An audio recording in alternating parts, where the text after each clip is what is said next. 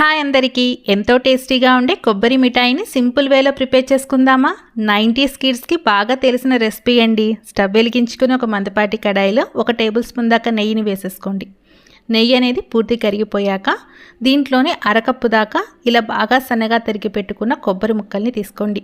కొబ్బరి ఎప్పుడు కూడా కొంచెం ముదురుదైతే టేస్ట్ బాగుంటుందండి.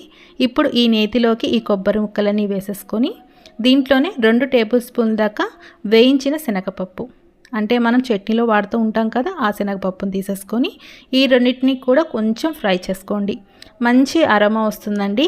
దీంట్లోనే 1 కప్ దాకా పంచదార, అలాగే అరకప్పు దాకా వాటర్ని వేసేసుకోండి. ఇప్పుడు ఈ పాకాన్నంతా కూడా బాగా పంచదార కరిగిపోయి గట్టి పాకం వచ్చే వరకు కూడా బాగా మిక్స్ చేసుకుంటూ ఉండాలండి. Medium to high flame adjust చేసేసుకోండి.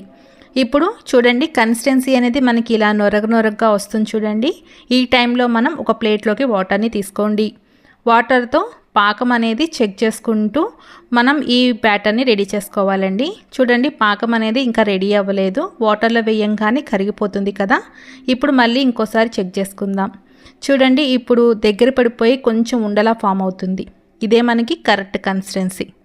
చూడండి, ఇలా ఈ విధంగా ఉన్నాక మనం స్టవ్ అనేది సిమ్లో పెట్టేసేసుకొని దీంట్లోనే మనం 1/2 టేబుల్ స్పూన్ దాకా ఇలాచీ పౌడర్ని వేసుకోండి. అంటే యాలకుల పొడి వేసేసుకొని బాగా మిక్స్ చేసేసుకొని స్టవ్ అనేది ఆఫ్ చేసేసుకోవడమే.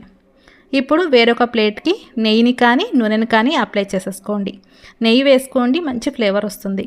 ఇప్పుడు దీంట్లోనే మనం ఇందాక ఇలా మరిగించుకున్న ఈ బ్యాటర్ అంతా కూడా దీంట్లోకి ట్రాన్స్ఫర్ చేసేసుకొని కొబ్బరి ముక్కలన్నీ కూడా ఈక్వల్గా ఇలా స్ప్రెడ్ చేసేసుకోండి. వేడిగా ఉన్నప్పుడే స్ప్రెడ్ చేసుకోవాలండి, తర్వాత స్ప్రెడ్ అయిపోవు. వీటిని కొంచెం చల్లారనిద్దాము. 1 గంట అయ్యాక పూర్తిగా చల్లారిపోయాయి ఈ విధంగా ఫామ్ అవుతుందండి. చూడండి ఎంత బాగా కనిపిస్తుందో, టేస్ట్ కూడా సూపర్గా ఉంటుంది. పంచదారలో ఈ కొబ్బరి ముక్కలు ఉడకడం వలన మంచి టేస్టీ వస్తుందండి. ఇప్పుడు వీటిని డిమోల్డ్ చేసేసుకొని వీటిని సర్వ్ చేసేసుకోవడమే. చాలా టేస్టీగా ఉంటుందండి.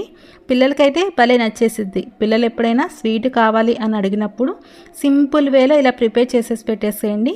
పిల్లలకైతే భలే నచ్చేసిద్ది. ఈ వీడియో చూసి ఒకసారి మీరు కూడా ట్రై చేసి ఎలా వచ్చిందనేది కామెంట్ రూపాన్ని తెలియచేయండి. నచ్చితే లైక్ చేసి షేర్ చేయండి.